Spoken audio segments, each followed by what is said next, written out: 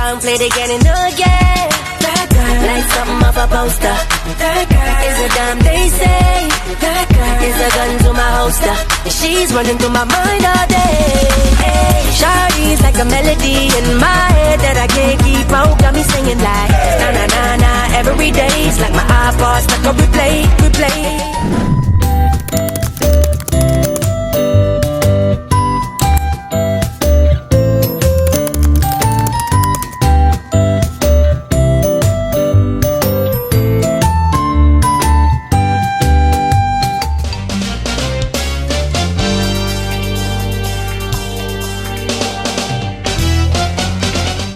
Assalamualaikum warahmatullahi wabarakatuh.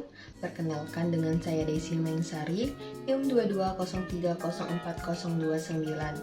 Baiklah, di sini saya akan menjelaskan mengenai materi mata kuliah Manajemen Teknologi dan Informasi. Baiklah, materi pertama yaitu Sistem Telekomunikasi. Sistem telekomunikasi adalah jaringan kompleks yang memungkinkan pengirim informasi dari satu tempat ke tempat yang lain melalui media tertentu, seperti kabel, gelombang radio, atau satelit. Sistem ini mencakup berbagai komponen seperti pemancar, penerima, saluran transmisi, dan perangkat pengolah sinyal.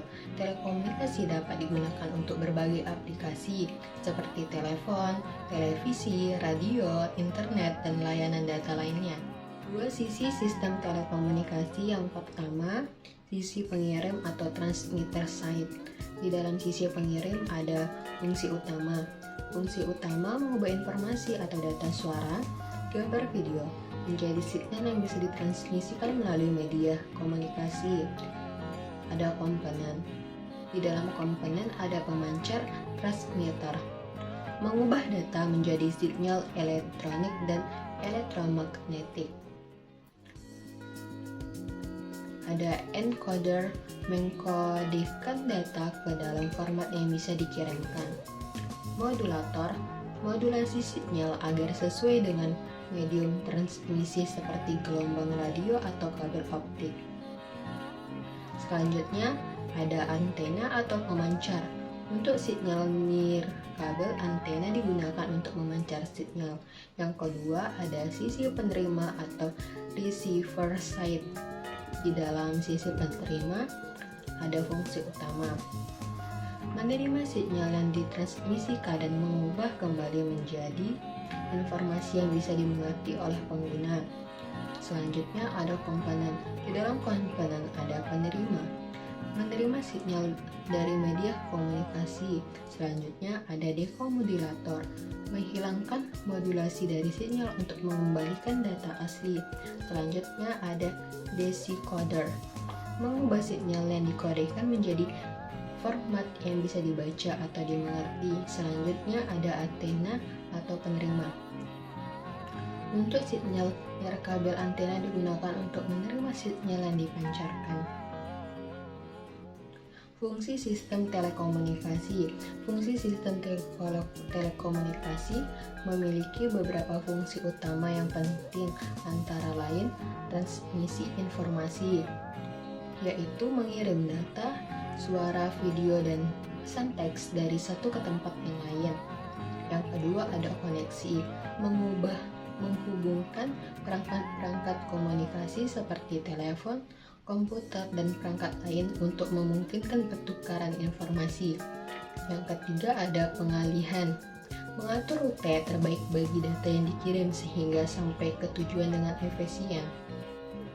Mengubah sinyal yaitu dari bentuk analog ke digital atau sebaliknya sesuai kebutuhan transmisi.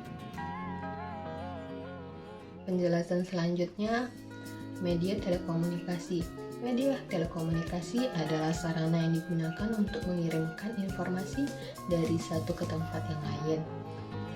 Apa yang dimaksud dengan internet? Internet adalah jaringan global yang menghubungkan jutaan komputer dan perangkat di seluruh dunia. Ini memungkinkan pertukaran informasi dan komunikasi melalui berbagai protokol dan teknologi seperti HTTP, FTP, dan email. Internet digunakan untuk mengakses berbagai layanan seperti situs web, media sosial, dan aplikasi online, serta untuk mengirim data, menerima data, berkomunikasi melalui email atau pesan install dan baca lainnya. Apa yang dimaksud dengan intranet? Intranet adalah jaringan komputer privat yang menggunakan teknologi internet untuk berbagai informasi, operasi atau komputasi dalam suatu organisasi. Berbeda dengan internet yang bersifat global dan publik, internet hanya dapat diakses oleh anggota organisasi yang memiliki izin. Intranet digunakan untuk meningkatkan komunikasi internal, kolaborasi, dan efisiensi kerja dengan menyediakan akses ke aplikasi, dokumen, dan informasi internet. Apa itu eksternet? Eksternet adalah jaringan yang memungkinkan akses terbatas kepada pihak luar ke bagian tertentu dari internet sebuah organisasi. Ini biasanya digunakan untuk memungkinkan mitra bisnis, pemasok, atau pelanggan mengakses informasi dan aplikasi tertentu yang relevan untuk kolaborasi bisnis tanpa memberikan akses penuh ke seluruh jaringan internal. Eksternet membantu meningkatkan komunikasi dan efisiensi antara organisasi dan pihak eksternal yang bekerja sama. Selanjutnya, materi sistem informasi fungsional. Sistem informasi fungsional adalah sistem yang dirancang untuk mendukung fungsi atau departemen tertentu dalam organisasi. Karakteristik utamanya meliputi fungsionalitas, integritas. Yang kedua, pengolahan data. Yang ketiga, menyimpan data. Yang keempat, penggunaan terbatas. Yang kelima, integrasi terbatas. Apa itu sistem informasi manajemen atau yang disebut dengan SIM? Sistem informasi manajemen atau SIM adalah sistem yang dirancang untuk mendukung manajer dalam pengambilan keputusan, perencanaan, dan pengendalian. Sistem pengumpulan, memproses, dan menyajikan informasi yang relevan dari berbagai sumber untuk membantu manajer dalam membuat keputusan yang lebih baik. Dalam sistem informasi manajemen dapat meliputi pengumpulan data, pemrosesan data, pelaporan, pengambilan keputusan, dan integrasi. Selanjutnya, sistem pemrosesan transaksi. Sistem pemrosesan transaksi atau yang disebut dengan Transaction Processing System atau TPS adalah jenis sistem informasi yang dirancang untuk mengelola dan memproses transaksi harian yang terjadi dalam suatu organisasi. Transaksi ini dapat mencakup berbagai kegiatan seperti penjualan, pembelian, pembayaran, dan penerimaan. Dalam sistem pemrosesan transaksi ada pengolahan real time, akurasi dan keadilan, keamanan, volume tinggi, penyimpanan data, dan proses batch and online. Materi selanjutnya, sistem penjualan dan pemasaran. Sistem penjualan dan pemasaran atau yang disebut dengan Sales and Marketing System adalah alat atau perangkat lunak yang dirancang untuk mendukung dan mengelola aktivitas penjual dan pemasaran dalam suatu organisasi. Tujuan utamanya adalah meningkatkan efisiensi produktif dan efektivitas tim penjualan dan pemasaran. Dalam sistem penjualan dan pemasaran juga meliputi manajemen kontrak dan pelanggan. Selanjutnya ada otomasi pemasaran, manajemen penjualan, analisis dan laporan, integrasi dengan CRM, manajemen dan kampanye. Customer Relationship Management atau CRM adalah strategi dan sistem yang dirancang untuk mengelola dan menganalisis interaksi dan data pelanggan sepanjang siklus hidup mereka. Tujuannya adalah untuk meningkatkan hubungan pelanggan, loyalitas, dan kepuasan, serta untuk meningkatkan efisiensi operasional. Pengertian e-commerce. E-commerce adalah proses pembeli dan penjual barang atau jasa melalui internet. Ini mencakup berbagai transaksi bisnis yang dilakukan secara elektronik, baik di antara perusahaan, B2B antara perusahaan dan konsumen, B2C antara konsumen dan konsumen, C2C, atau bahkan antara pemerintah dan masyarakat, B2G. Jenis-jenis e-commerce. Jenis-jenis e-commerce berikut adalah B2C, business to consumer, penjual langsung dari bisnis ke konsumen. Contohnya adalah toko online seperti Amazon atau Zalora.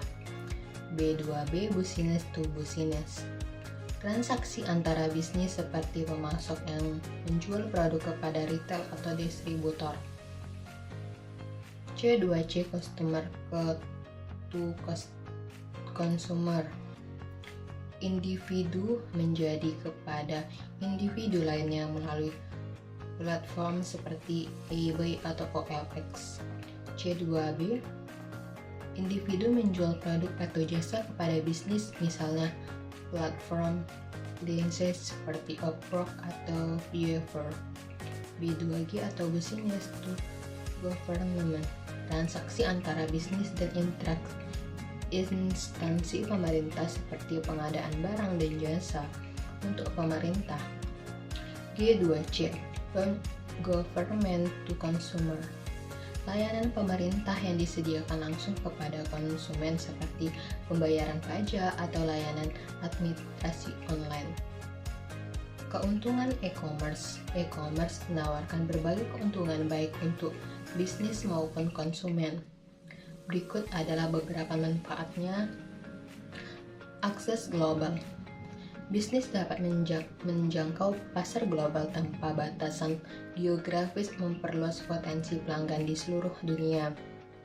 Yang kedua adalah biaya operasional yang lebih rendah.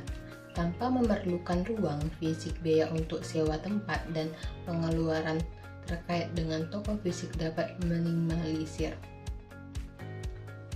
Yang ketiga, kemudahan akses dan kenyamanan. Konsumen dapat belanja kapan saja dan dari mana saja tanpa harus mengunjungi toko fisik. Batasan dan kegagalan e-commerce.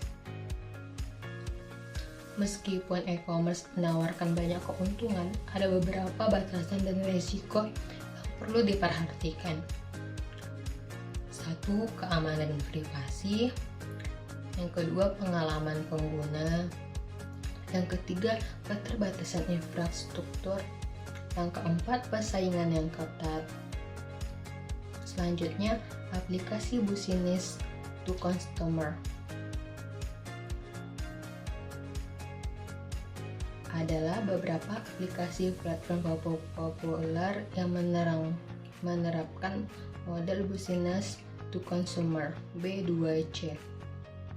Ada Amazon, salah satu platform e-commerce terbesar di dunia, menawarkan berbagai produk dari elektronik hingga pakaian.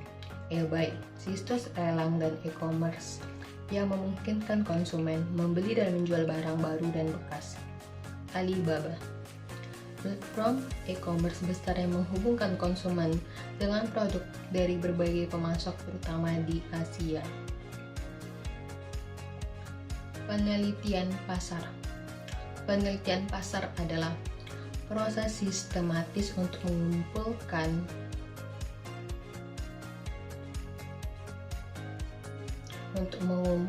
menganalisis, dan menginterpretasikan informasi tentang pasar, termasuk informasi tentang produk atau layanan konsumen dan pesaing. Tujuannya adalah untuk memahami kebutuhan dan preferensi pelanggan serta tren pasar guna mendukung keputusan bisnis yang lebih baik. Periklanan dan layanan terhadap pelanggan. Periklanan dan layanan pelanggan adalah dua aspek penting dalam strategi bisnis yang saling terkait dan berkontribusi pada keberhasilan perusahaan. Berikut penjelasan tentang keduanya. Periklanan adalah proses mempromosikan produk, jasa, atau ide melalui media dengan tujuan untuk menarik perhatian konsumen dan mendorong mereka untuk membeli atau menggunakan produk atau layanan tersebut. Periklanan dapat dilakukan melalui berbagai saluran, termasuk televisi, radio, internet, media sosial, cetak, dan luar ruangan. Layanan terhadap pelanggan. Layanan terhadap pelanggan merujuk pada dukungan dan bantuan yang diberikan kepada pelanggan sebelum, selama, dan setelah pembelian produk atau layanan. Ini mencakup berbagai aktivitas seperti penyedia informasi, bantuan teknis, pelayanan purna jual, penanganan keluhan, fasilitas kontak, dan lain sebagainya. Selanjutnya, pengertian supply chain management. Supply chain management atau SCM adalah proses perencanaan, pelaksanaan, dan pengendalian semua aktivitas yang terlibat dalam pengadaan dan distribusi barang dan jasa dari pemasok hingga ke pasar akhir. Tujuan utamanya adalah untuk memastikan bahwa produk atau layanan yang dikirim dengan efisien dan efektif. Jenis-jenis supply chain management.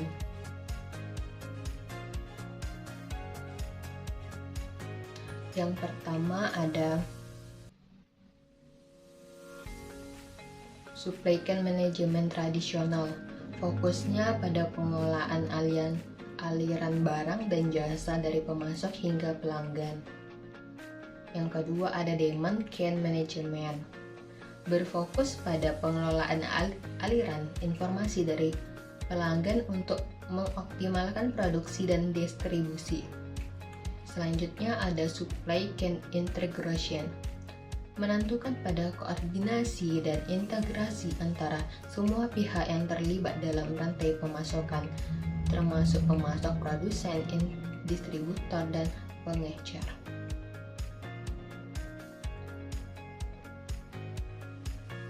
Permasalahan supply chain management. Supply chain management atau SCM menghadapi berbagai permasalahan yang dapat mempengaruhi efisiensi dan efektivitas rantai pemasokan. Beberapa permasalahan umum SCM meliputi permasalahan logistik, kepatuhan dan regulasi, ketersediaan dan pengelolaan persediaan. Selanjutnya, artificial intelligence, yaitu yang disebut dengan AI atau kecerdasan buatan, adalah cabang ilmu komputer yang berfokus pada pengembangan sistem dan teknologi yang dapat meniru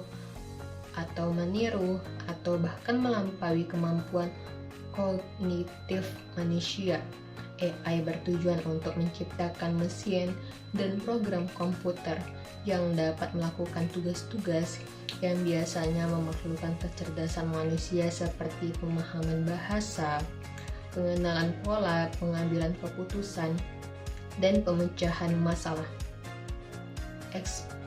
Expert system. Expert system adalah jenis sistem kecerdasan buatan AI yang dirancang untuk meniru kemampuan dan pengambilan keputusan dan pengetahuan seorang ahli dalam bidang tertentu. Sistem ini menggunakan basic pengetahuan dan aturan untuk memberikan solusi atau rekomendasi untuk masalah kompleks yang biasanya memerlukan keahlian manusia. Sistem intelligence, yaitu konsep yang mencakup kemampuan sistem untuk mengadaptasi, belajar, dan berfungsi secara cerdas dalam konteks yang kompleks dan dinamis. Ini melibatkan integrasi berbagai teknis dan teknologi untuk menciptakan sistem yang dapat menangani informasi, membuat keputusan dan beradaptasi dengan perubahan kondisi secara efisien. Pengertian dari hak atas kekayaan intelektual atau HAKI. HAKI adalah hak hukum yang diberikan kepada individu atau entitas untuk melindungi hasil karya intelektual mereka dari pengguna tanpa izin oleh pihak lain. HAKI mencakup berbagai jenis hak yang berkaitan dengan ciptaan dan inovasi yang dihasilkan dari kreativitas manusia. Tujuannya adalah untuk memberikan perlindungan hukum bagi pencipta atau pemilik kekayaan intelektual serta untuk mendorong inovasi dan kreativitas. Sejarah perkembangan HAKI. Sejarah perkembangan HAKI atas kekayaan intelektual atau HAKI melibatkan evolusi ide dan undang-undang yang melindungi karya dan inovasi dari pencurian. Penyalahgunaan. Berikut adalah gambaran umum mengenai sejarah pengembangan HAKI. Sejarah pertama, kekayaan intelektual pada zaman kuno. Pada zaman Mesir kuno, meskipun tidak ada sistem HAKI formal, terdapat praktik dan perlindungan terhadap ciptaan dan penemuan, terutama dalam konteks perdagangan dan seni. Pada Romawi kuno, hukum Romawi memberikan perlindungan terhadap pencipta dan penulis, namun hak-hak ini belum terstruktur seperti HAKI modern. Yang kedua, pada abad pertengahan dan Renaissance, Venesia pada tahun 1474. Salah satu undang-undang pertama tentang paten dikeluarkan di Venesia.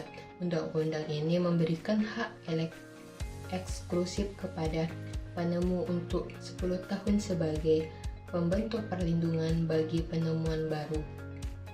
Di Inggris pada tahun 1624. Di Inggris yang diundang oleh Raja James I memberikan hak paten kepada penemu untuk menemukan baru dan inovatif.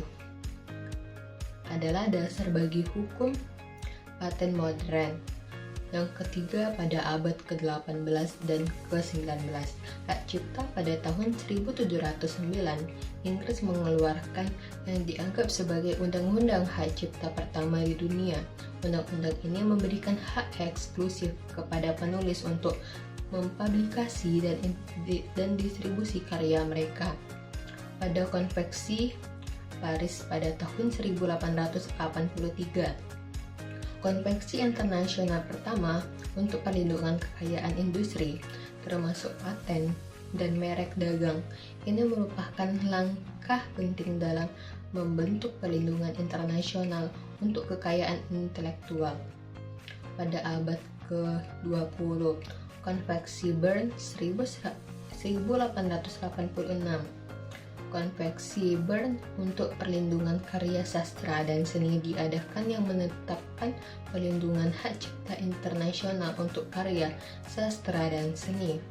Organisasi Dunia untuk Kekayaan Intelektual atau WIPO 1967 didirikan sebagai badan PBB untuk mengordinasikan perlindungan kekayaan intelektual di tingkat internasional. Yang selanjutnya, Trades Related of Intellectual Property Rights atau disebut dengan TRIPS 1994. Perjanjian internasional diadopsi sebagai bagian dari Organisasi Perdagangan Dunia atau WTO, menetapkan standar minimum perlindungan HAKI yang harus diadopsi oleh negara-negara anggota. 5. Pada abad ke-21, internet dan dekriptasi. Pengembangan teknologi digital dan internet membawa tantangan baru dalam perlindungan HAKI. Selanjutnya, manfaat HAKI. Manfaat HAKI meliputi berbagai aspek yang penting untuk individu, perusahaan, dan masyarakat secara umum. Berikut adalah beberapa manfaat utamanya, yaitu perlindungan, kreativitas, dan inovasi.